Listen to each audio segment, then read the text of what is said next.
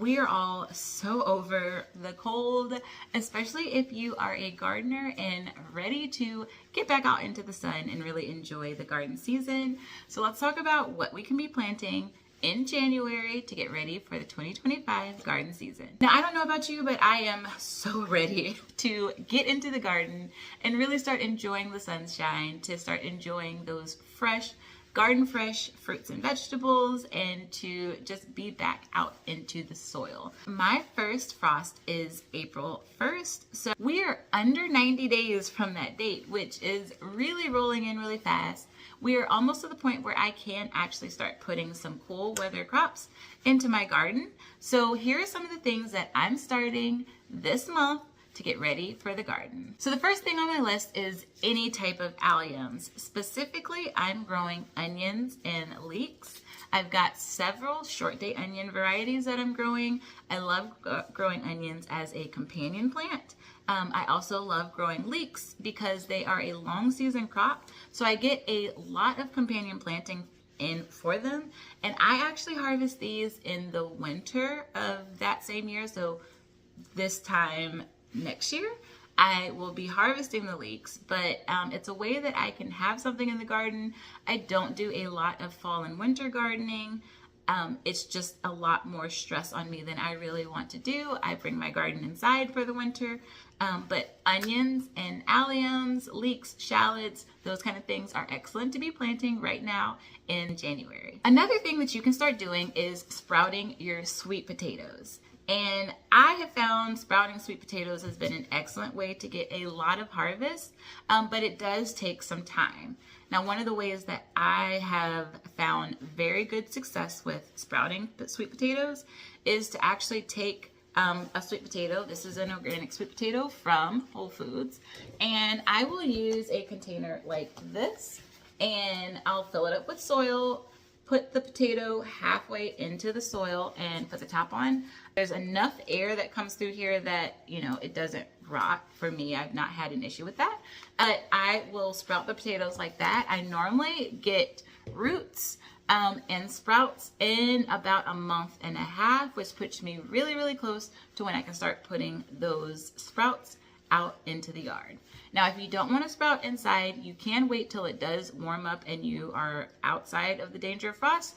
You can do the same thing outside. And because sweet potatoes are a hot season crop, they will do fine and thrive if you are a little late in planting. You just want to make sure that you have at least 100 days for the sweet potatoes to get to maturity before you have to harvest them before your estimated first frost. Now, in the same vein as the sweet potatoes, another crop that you can start thinking about preparing for the spring season are going to be your white potatoes.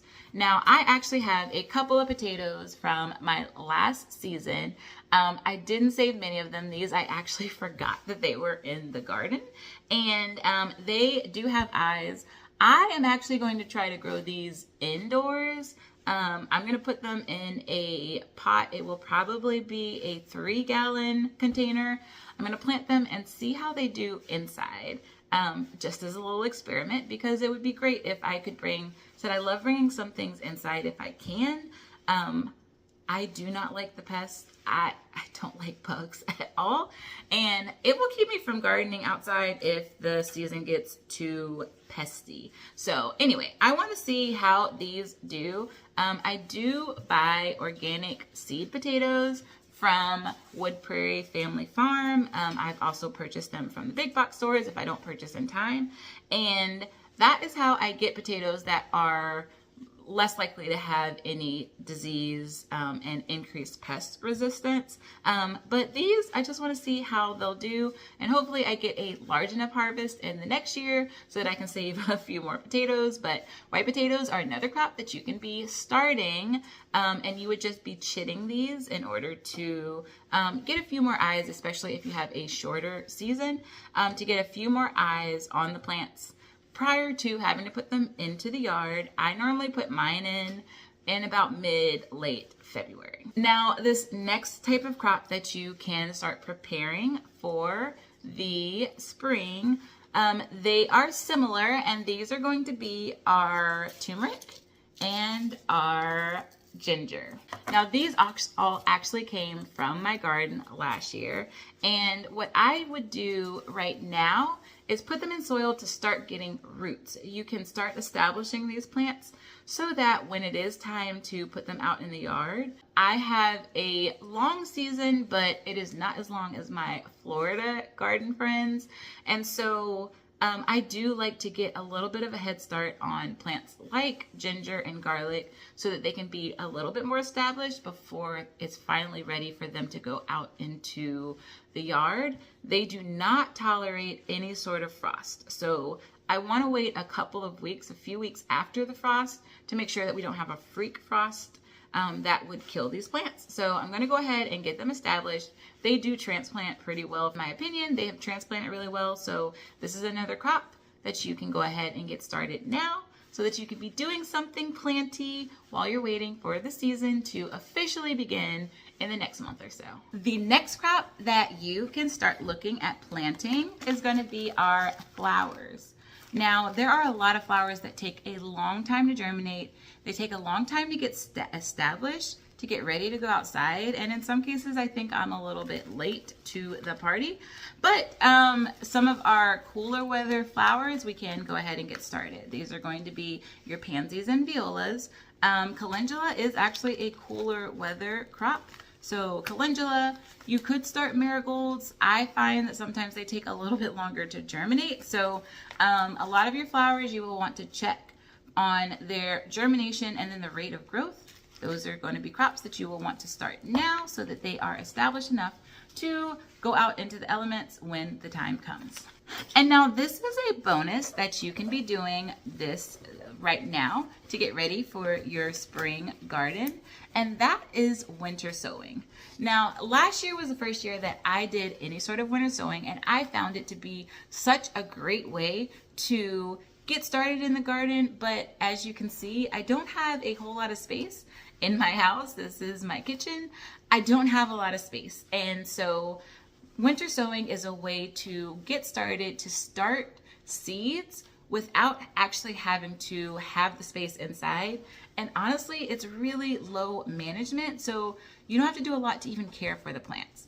Winter sowing is a way of growing your seeds. You would place them in a milk jug, an empty milk jug with drainage and soil. You plant your seeds in there, you close it up, it makes like this mini greenhouse. And when the temperature is right for that plant to start growing, it'll start growing. This is an amazing way to do your flowers, and it is probably how I will be doing most of my flowers this year. The plants are protected from the elements. You don't have to do a lot of watering. I actually didn't water mine again until it got a lot warmer. So while it's still winter, the condensation sort of like cycles into the water jugs, the milk jugs or whatever.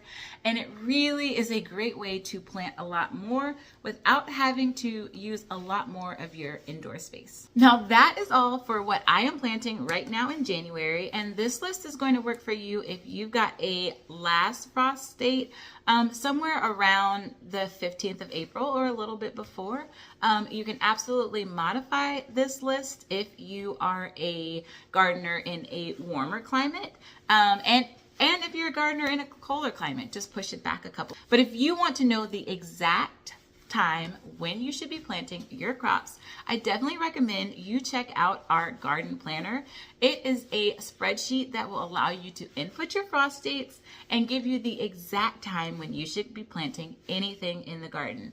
It's super intuitive, very simple to use, and anybody that purchases it prior to our app actually launching in the app stores around mid-February, you will get automatic access to that app to be able to test it out and see what it looks like to use that sort of technology, that sort of planning to create the garden that is going to work for you based on your frost date. Thank you guys all for checking out this video. Definitely don't forget to like and subscribe. I am going to be talking all about gardening for the beginner, for the small space gardener with an HOA backyard, to really get the most out of your harvest and to enjoy the hobby and the experience of gardening. I'll see you in the next video.